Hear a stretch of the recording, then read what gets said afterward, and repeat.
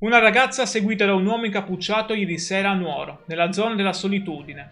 Attimi di pura paura, e un dettaglio, un semplice video gli ha probabilmente salvato la vita. Io sono Matteo e ti ringrazio per essere qui sull'Isola Informa. Se vuoi che episodi come questo non passino inosservati, sostieni il canale con un like e un'iscrizione. Raccontiamo insieme ciò che succede davvero nella nostra isola.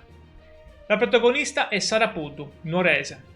Stava camminando alla solitudine quando un uomo incappucciato dall'altra parte della strada ha cambiato direzione e ha iniziato a seguirla. Sara lo nota, si spaventa e decide di filmarlo. Ma perché proprio quel video l'ha salvata? Perché quando l'uomo si è accorto di essere ripreso, ha girato i tacchi ed è sparito. Lei accelera il passo, lo semina, e solo allora si sente al sicuro. Sara lo dice chiaramente. Non vuole immaginare cosa possa succedere quando nessuno vede. È assurdo avere paura nella propria città.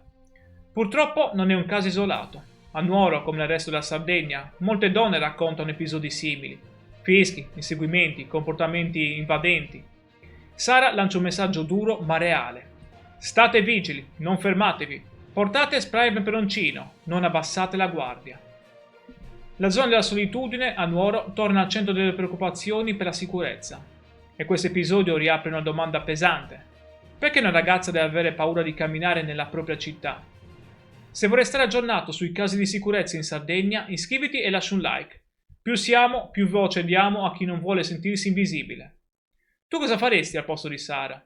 Parliamone nei commenti. La tua attenzione conta ed è proprio per questo che io ti ringrazio e per essere passato sul canale. Ti auguro una bellissima giornata e ci rivediamo presto.